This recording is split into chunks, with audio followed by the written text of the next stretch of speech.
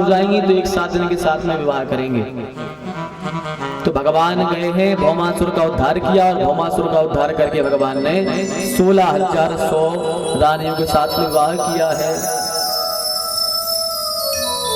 भगवान ने विवाह इसलिए किया है क्योंकि भगवान ने केवल उनकी लाज को बचाया है और नारियों की लाज की रक्षा की है, लज्जा की। क्योंकि रानियां कहने लगी कि महाराज अब मैं कोई अपने घर में रखेगा तो नहीं, अब हमें कौन घर में रखेगा, हम इतने वर्षों से राजा की कैद में हैं, हम पर कोई विश्वास नहीं करेगा, हमारे चरित्र पर उंगलियां उठाएंगे, हमें कोई स्वीकार नहीं करेगा। तो भगवान ने कह दिया कि जिसको जब संसार में कोई स्वीकार नहीं करता है उसे हम खुद स्वीकार करते हैं। तो भगवान ने 16,100 रानियों के साथ में विवाह कर लिया। बोलिए द्वारिकाधीश की। इस प्रकार भगवान के विवाह हुए हैं, भगवान की संतानें भई हैं और संतानों के बाद में भगवान ने पौंड्रक नाम के राक्षस का उद्धार किया है। और उद्धार करने के बाद में भगवान ने जरासंध इत्यादि के साथ में युद्ध किया है। अब सुखदेव जी महाराज कहते हैं, परीक्षित आपके लिए एक बड़ा उत्तम चरित्र सुनाते हैं हम आपको। बड़ा उत्तम चरित्र सुनाते हैं, ध्यान से सुनिएगा। भगवान की करुणा कृपा का यह चरित्र है। परीक्षित जी से कहते हैं, सुखदेव जी यदि भगवान से मिलना है तो अपने मन को भगवान के चरणों में लगा लो, अपने जीवन की डोर भगवान के चरणों में जोड़ दो। यदि भगवान को पाना है तो मन की डोर गोविंद से जुड़ जाए, वो साधन है कीर्तन। कीर्तन के द्वारा ही भगवान के चरणों में हमारी मन की डोर जुड़ेगी। मन की डोर कृष्णों के चरणों में जुड़ दो, यह मुक्ति का साधन है।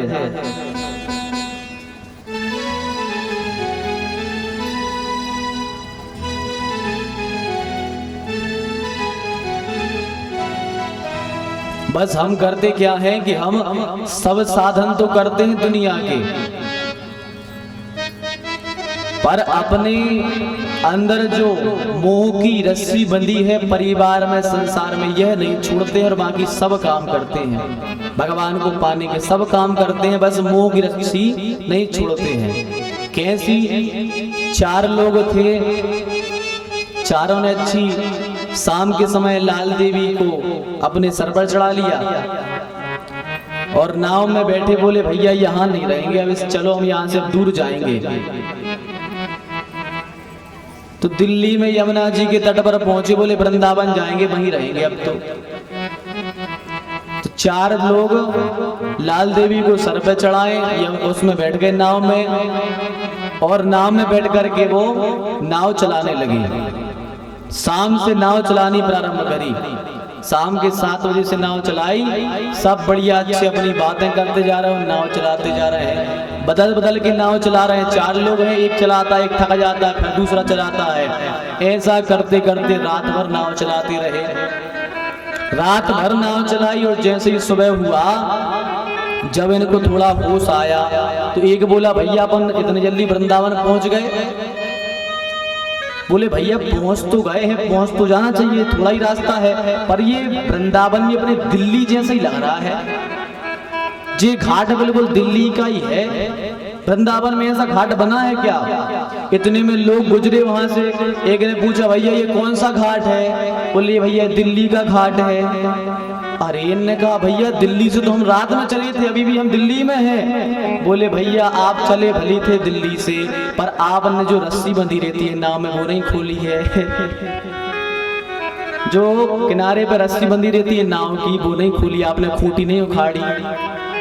अब इनकी समझ में आया कि अरे राम राम, रात भर नाव चलाते रहे, हांसलाई आई सुन। ऐसे ही हम भी अपने जीवन की नाव खूब चलाते हैं, भगवान के सब साधन करते हैं, पर एक साधन से चूक जाते हैं। हम अपने मोह रूपी जो रस्सी है वो हम अपनी कसे रहते और भगवान को पाने की कोशिश करते हैं, इसलिए भगवान मिलते नहीं हैं। जब मोह रूपी रस्सी हम खोल देंगे तो हमें ठाकुर जी का साक्षात्कार अपने आप ही हो जाएगा। और अपने मोह की रस्सी खोली किसने है? सुदामा जी ने अपने मोह की रस्सी खोल दी।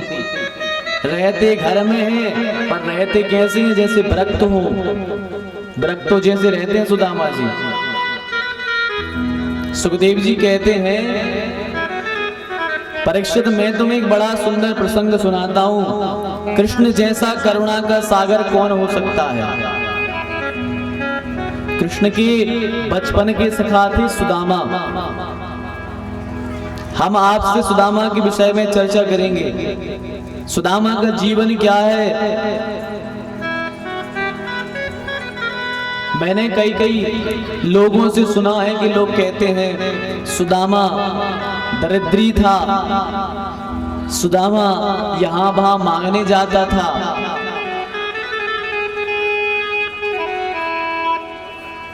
तो सुखदेव जी लिख रहे हैं, परीक्षित कृष्ण स्यासी सखा कश्चित्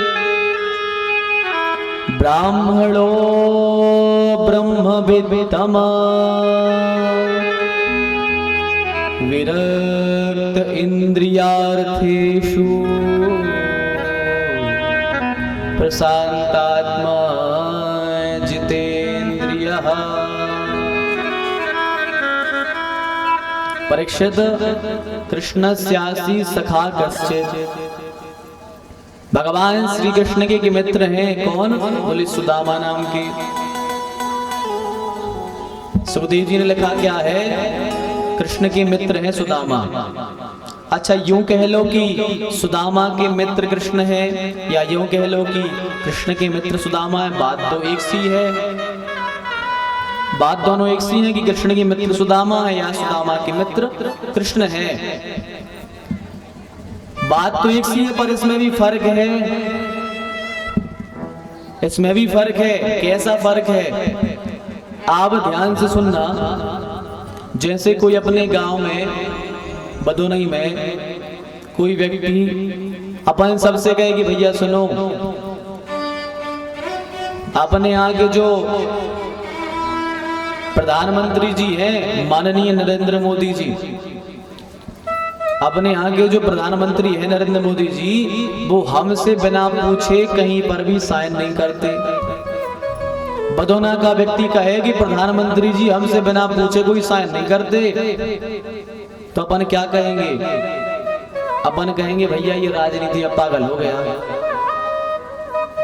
राजनीति में दिमाग सरक गया इसका, पागल हो गया। बताओ, नरेंद्र मोदी जी प्रधानमंत्री जी, इनसे पूछ भी है बदोना में जेल में लेने के लाने, और कोई से न पूछ, इनसे पूछ के साइन कर है, तो लोग पागल कहेंगे कि ये पागल है। लेकिन यदि किसी दिन प्रधानमंत्री जी सागर आ जाए, सागर में लगी हो सभा, और सभा के मध्य में मोदी जी कह दें कि भैया बदोना का वो फलाना व्यक्ति हमारा बहुत खास है, उसके बिना पूछे हम कोई भी साइन नहीं करते हैं, और जब मोदी जी अपने मुख से कह देंगे उसी दिन हमारे बारे न्यारे हो जाएंगे। बोली वृंदावन बिहारी लाल की।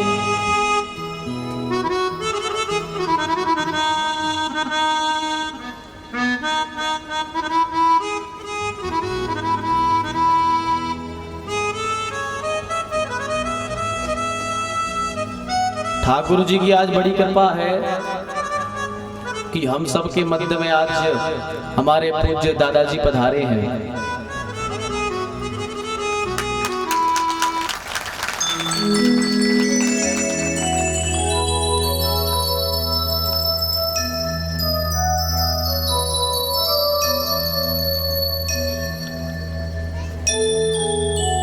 बड़ी कृपा है ठाकुर जी की। इतना स्वस्थ होने के कारण भी, फिर भी हम सब पर कृपा करने के लिए दादाजी आए हैं।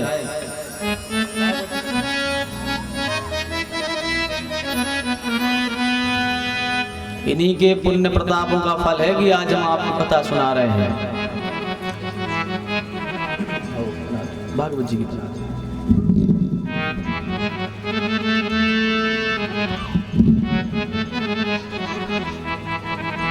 आज जो भी हम कथा सुना रहे हैं सब दादाजी के पुण्यों का ही प्रभाव है भैया।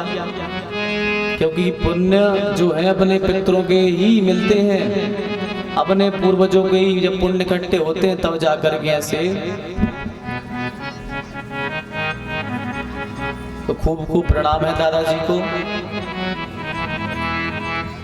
बोलिए वृंदावन बिहारी लाल की।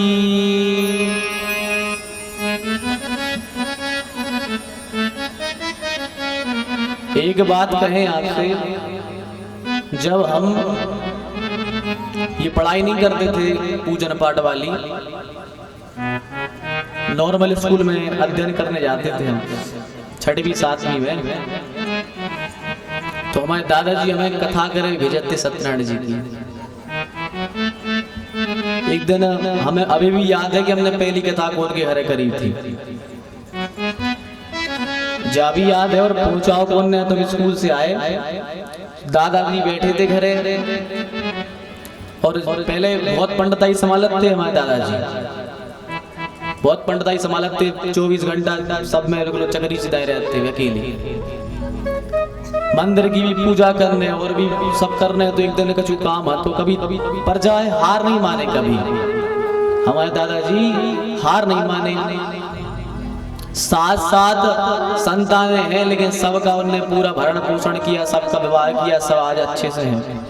केवल किसकी दम पे, पंडिताई की दम पे, हार कभी नहीं मानी।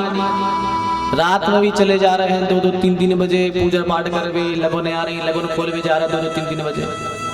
तो एक दिन हम स्कूल से जल्दी आए तो बोले कथा करे आओ।